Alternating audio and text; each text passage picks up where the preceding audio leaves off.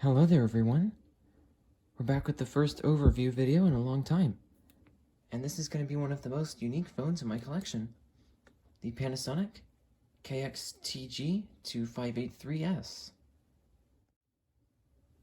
Alright, so let's start with a look at the design of this telephone. So first, the handset is pretty wide and thin, feels pretty good in my hand, and it honestly looks really cool. This is one of Panasonic's rugged and water-resistant phones. It's got rubber all around the edges. Inside the battery compartment, which is closed with a unique type of, or not exactly unique, but a more uncommon type of closing. There's actually a gasket that goes around the edge. And this is the battery that it came to me with. Not the original one, but it looks like a fairly old replacement battery. And inside the cover itself is the foam that keeps the battery from rattling around. And thankfully, it doesn't feel like this foam is deteriorating at all, which is also pretty uncommon for phones of this age. Also on the back, we've got the classic, large, embossed, vertically oriented Panasonic logo. And then this is something very unusual for Panasonic cordless phones, a piezo speaker to generate the button beeps and ringtone. We also have a headset jack on the side, and the antenna itself is made from a more plasticky material than most, which is good for durability. It also has the ability to have a belt clip, but unfortunately mine did not come with one. Next, on the base, it actually has two different antennas, which can be independently rotated. I'm not sure exactly how much this improves reception, but it does get pretty good range. I've been able to get about 200 feet line of sight at least with this telephone. And for one that's not 900 megahertz or a high-powered DEC 6, that's usually pretty good. The base is swarming with buttons and has a pretty small screen. It's actually smaller than the handset screen. And on the back we've got space for a wall mounting bracket, although mine didn't come with one. And there's the microphone. Two different types of material for the footers. Unfortunately, these are no longer sticky. And there's the AC adapter and phone line inputs, which also have cord channels. And here is a really interesting feature. If you wanted to use this in wall mounting mode, of course the handset, which fits in like this, wouldn't really be able to sit like that. So they designed this so that the cradle itself can actually be rotated. And that is released by this switch here. So you simply rotate it up and then lock it back into place. And there it is. Another interesting thing about this phone that helps improve water resistance is the actual design of the charging cradle. It's got a hole in the back, which you can just barely see, but it's back there to help water drain out. And then, interestingly, the charging contacts are actually on the sides. Honestly, this phone has a lot of really unique and interesting features and quirks. This is actually a 2.4 GHz digital spread spectrum phone, but for some reason, they're labeling it as Spread Spectrum Digital SST, I guess with T standing for technology. And then we have a really cool looking logo. It's like a 3D Panasonic logo. I honestly wouldn't expect to see one like this on something other than a piece of audio equipment. Then the AC adapter is actually huge and really heavy.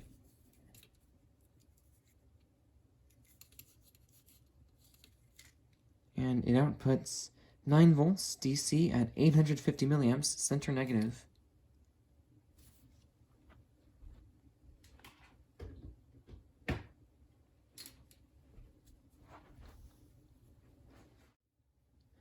The functions on this telephone are honestly really interesting. They're kind of a mix between basic and unusual. So let's start by going into the function menu. And we'll see a few different options in there: save directory, ringer volume, and program. In order to select yes and go into one of those options, we have to press the right arrow key, which is similar to some Radio Shack weather radios actually from around this time. So first, for saving directory, you simply enter the name like you do on most phones, using the right arrow key for a space.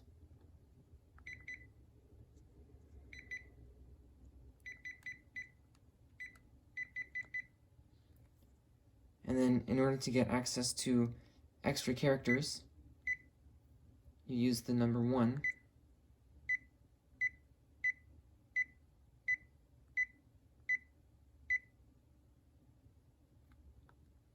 Star and pound don't do anything, and 0 just adds a 0 or a space if you press it twice.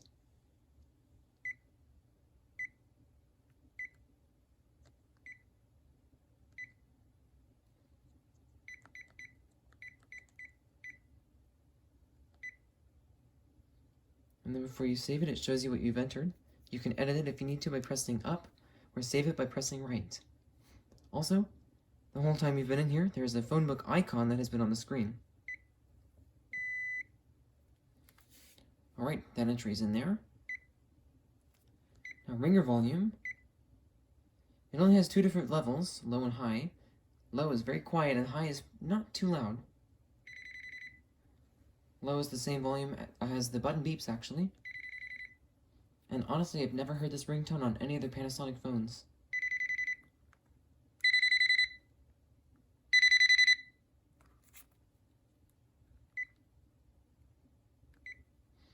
Lastly, for program, there are a number of different features that you can access from in here, including, unfortunately, perhaps the clunkiest and worst answering machine programming menu that I've ever seen on a telephone. But first, there's the Save Direct Number option. This is basically an equivalent feature to Uniton's Rocket Dial, as far as I know.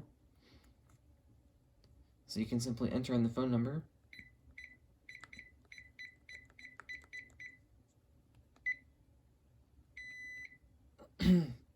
And there it is. It also beeps when it reverts back to the menu after you've saved something. Now for flash time, you've got a few different options. There's 700, 600, 400, 300, 250, 110, 100, 90, and that's it, milliseconds.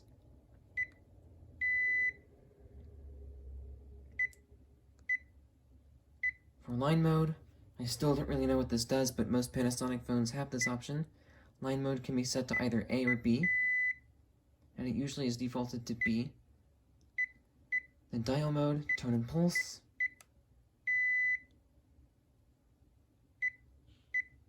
Talk switching, which is auto talk, as it says once you actually go into it.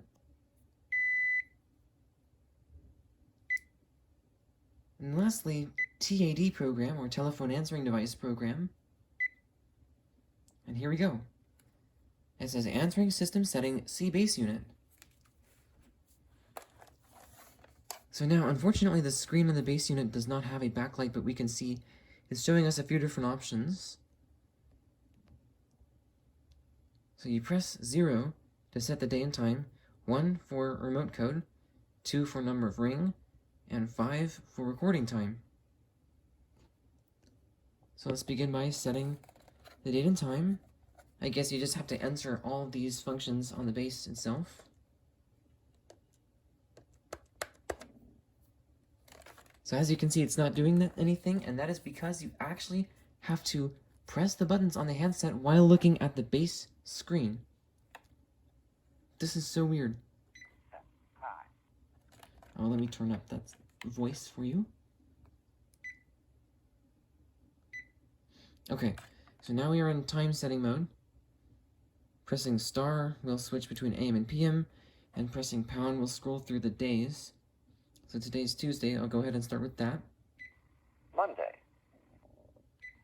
Tuesday. And here's a listen to how it says all the other days. Wednesday. Thursday. Friday. Saturday. Sunday. Tuesday. The next for entering the time, which it is currently 7:13 p.m. p.m. a.m. p.m. a.m. p.m. Alright, now to save it. Tuesday, 7:13 p.m. So there we go. Now the next option in this TAD program menu is pressing 1 for the remote code, and it gives you a 2-digit code to create. Then next up we have 2 for number of rings, and you can change it by pressing either 2 for 2 rings, 3 for 3 rings, 4 for 4 rings, 5 for 5 rings, 6 for 6 rings, 7 for 7 rings, or 0 for total saver. So as you can hear, 1, 8, and 9, and star and pound don't do anything.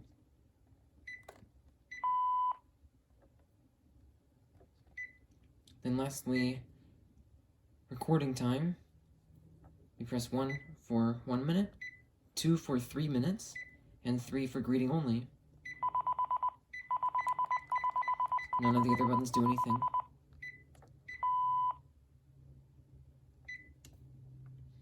So that is it for the handset menu. And here's the direct dialing function. You press direct, it brings up the number that you saved, and then you press talk. Then in order to get to the phone book and caller ID log, you press any one of these buttons in the middle. And once you're in there, you can either press up or down to view the directory list, or press right to go to the callers list. For some reason it's caller apostrophe S. And then from there you would press up or down to scroll through it. And you can press right again to go back to the directory. And here is the directory, my single entry in here. So if you want, you can edit it by pressing the right button.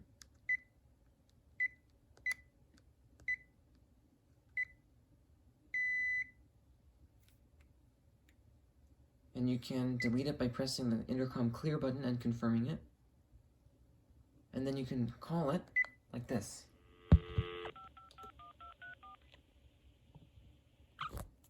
It's pretty simple, you just press talk, which is the case on most phones. Now next, for the intercom function.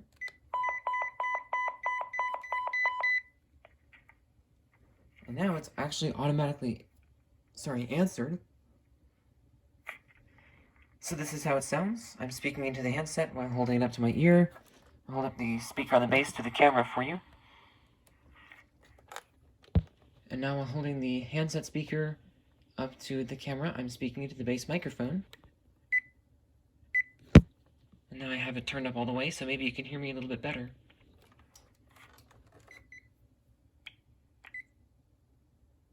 It actually keeps a timer of how long you're on an intercom call, which is something most modern Panasonics don't do. And then you can actually pre-dial, unlike a lot of phones that are really old like this. And for redial, there it is. It just brings up the last number you called, and there's only one redial entry stored. If you press it again, it just starts giving you pauses.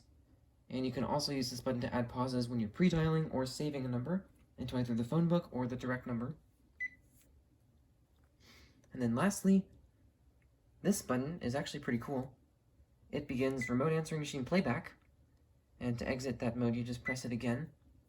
This is also the flash and call waiting button for when you are pre-dialing on the phone or saving a number into either the phone book or direct number.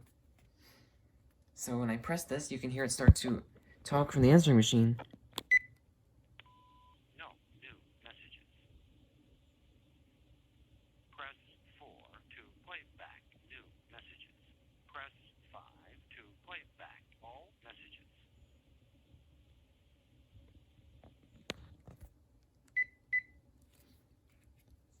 And then, as you can see by the labels, with each label corresponding to the button above it, I'll just go through those and press them so you can hear what it announces for each one.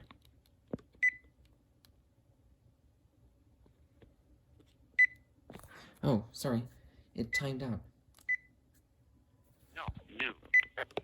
Repeat. No messages.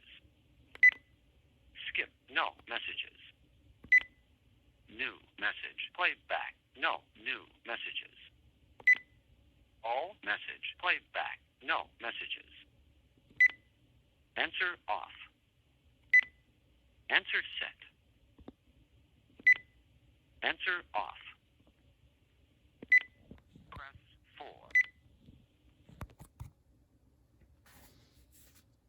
Alright, that's it. Unfortunately, you can't record a memo, so I can't exactly show you the answering machine right now, especially since I don't have a good way to call this up and record a testing message onto it. But, as you'll hear shortly, the quality is not too bad. So that is pretty much it for the handset. Now let's move on to the bass. Alright, so for the bass, we already saw some of the features, mainly those that are triggered by doing things with the handset. But let's start by pressing the message button. No new messages. If you wanted to play all messages, you press and hold it. No messages. Then to erase all messages, Press erase again. To erase all messages. No messages. Answer set. Tuesday, 7:19 p.m. Answer off.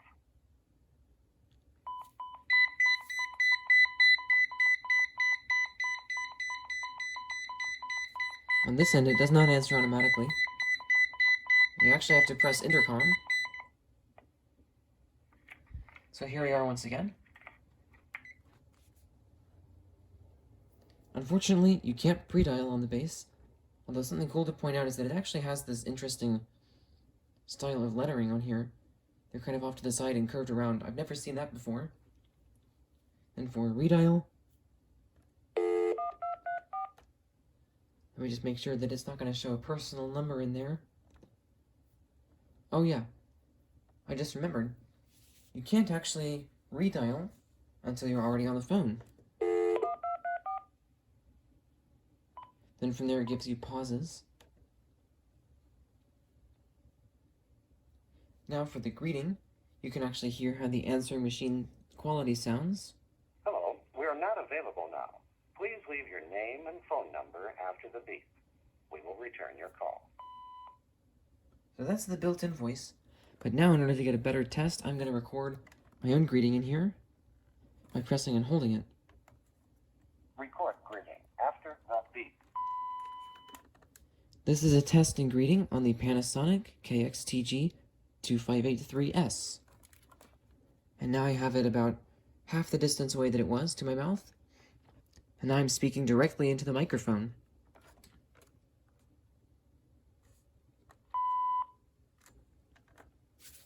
No new messages. Oh, whoops. This is a test and greeting on the Panasonic KX-TG2583S. And now I have it about half the distance away that it was to my mouth. And now I'm speaking directly into the microphone.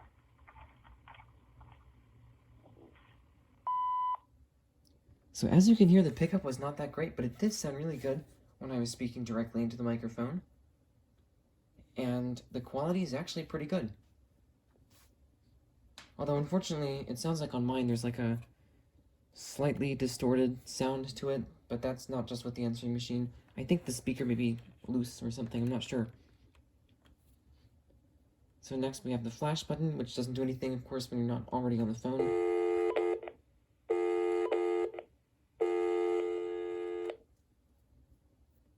Also, something else interesting to point out is that on both of these phones, these units,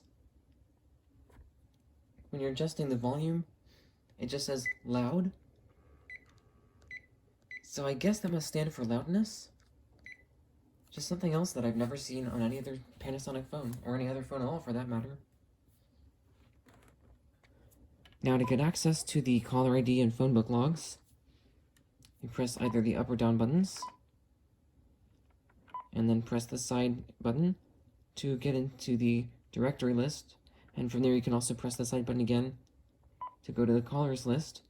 And here we are on the phone book. It doesn't look like we can actually edit anything from this base, but we can delete it.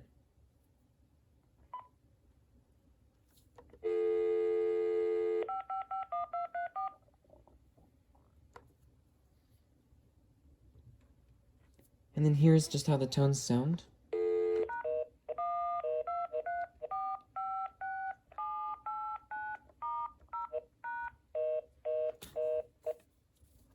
Something else interesting about this phone is that on the bass, you can actually hear that as long as I held down the button, it was making the tone, but on the handset, that's not the case.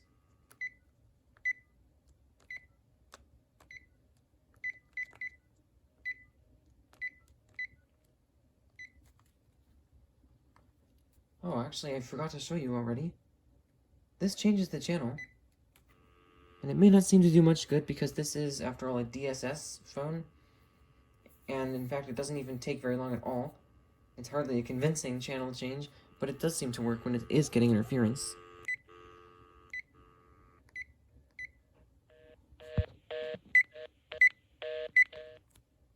That's just how it sounds when you change the channel.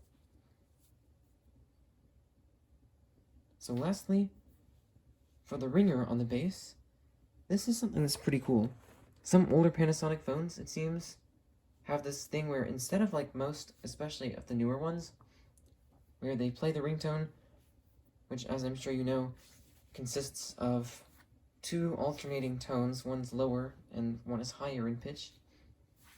Some of these really old Panasonic phones will actually, unlike the other ones, they don't always start that tone by playing the lower pitched one first.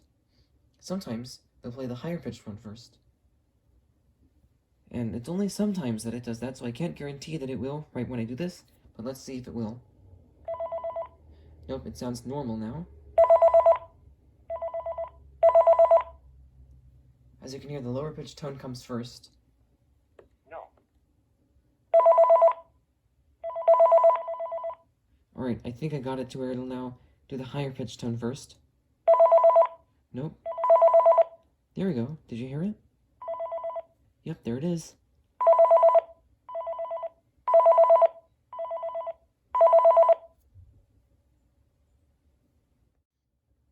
And as I'm sure you could hear, it was actually quite loud on high and nice and quiet on low, so that's pretty cool. If you want to put a call on hold, you can just press the hold button, and it flashes the light and says hold on the screen, nothing on the handset, and then you can either pick up from the base or from the handset. And unfortunately, there's actually no way to place a call on hold when you're on the handset.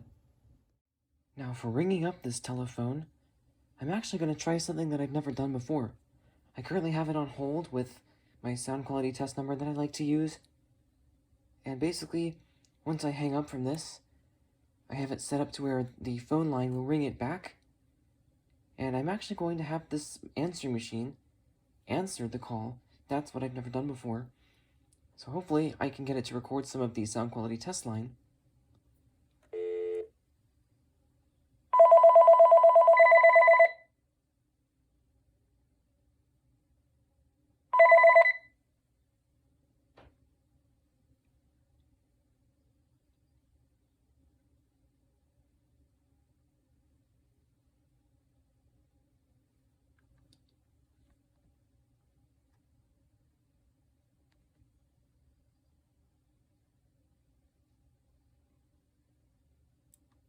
Okay, that should be enough time.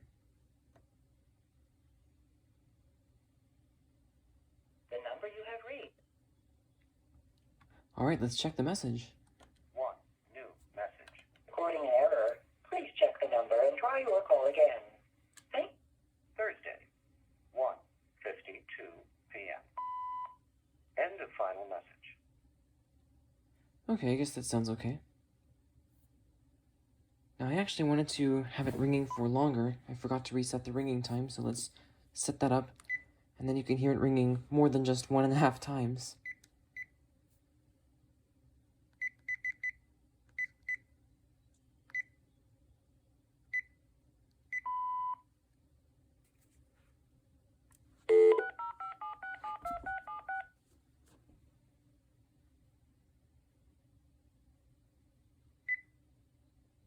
number you have reached, 605. Please enter a number followed.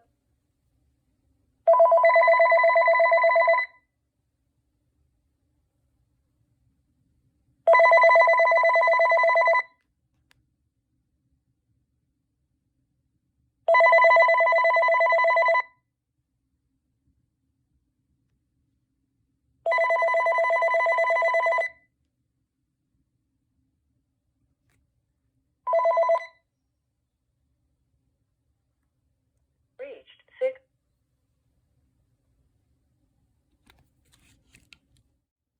Now to test the incoming audio quality, let's make a test call.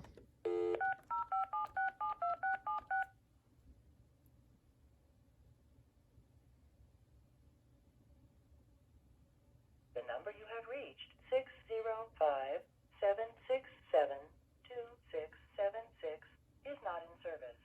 If you feel you have reached this recording in error, please check the number and try your call again. Thank you. The number you have reached, 605-767-2676, is not in service. If you feel you have reached this recording in error, please check the number and try your call again. Thank you. Then testing the duplexity of the speakerphone, it sounds like it's a pretty well duplexed speakerphone. It's not cutting out at all when I'm speaking. Although of course that could just mean it's not picking up my voice at all. Now when we switch over to the handset, all I need to do is pick it up, and it automatically switches, even with auto talk turned off. Not in service. If you feel you have reached this number and try your call again. Thank you. The number you have reached, 767-2676, is not in service. If you feel you have reached this recording in error, please check the number and try your call again. Thank you. Is not in service. Alright, and then here is how the intercom functionality works when you are actually on a call. You can transfer a call by pressing intercom. 767. And then as soon as you answer on the base, there's no actual intercom. It just immediately connects you to the line. Please check the number and try your. And for the handset, oh sorry, there's intercom. It actually does, which is interesting. And as you can see, it says intercom hold. And then by pressing talk, I disconnected intercom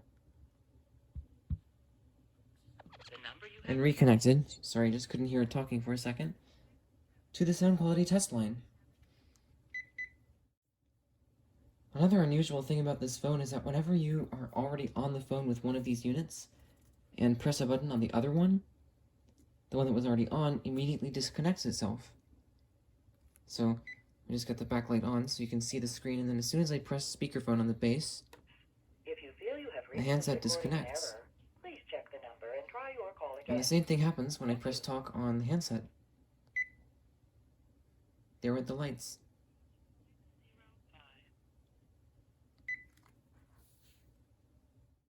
Alright, and finally I'm going to do a testing voicemail left from this phone so that we can hear how the outgoing audio on both units sounds.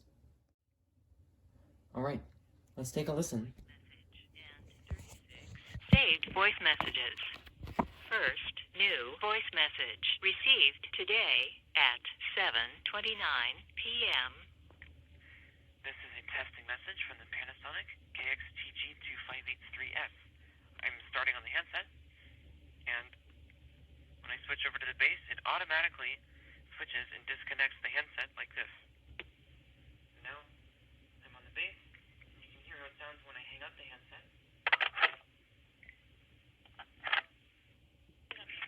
Oh, sorry, it just switched. I forgot, when you pick up the handset and the base is on the phone, it automatically switches. Alright, I'm back on the base. And hopefully you'll be able to hear me better now because I'm speaking right up near the microphone. At first it was sitting on the floor about 2 feet away from me. back on the floor and walk a bit farther away and see how good it sounds. I don't expect it to do very well. I'm about 4 or 5 feet away, and I'm about 6 feet away from the phone, and I'm about 8 feet away. And now I'm probably about 10 feet away from the telephone, and I'm not raising my voice too much compared to how I was. And it sounds like the voicemail system hasn't even cut me off yet, so maybe it is doing better than I expected. Alright, lastly I'm going to switch back to the handset and change the channel so you can hear how that sounds. I just did it 3 times. And then finally I'm going to hang up the handset directly into the base. End of message. To repeat, press 4. To delete your message, press 7. Erasing message. Okay, honestly, that was pretty good. I'm definitely impressed with how the base speakerphone performed. So that is it for this overview of the Panasonic KX-TG2583S. Thanks for watching, and I hope you learned something about this phone.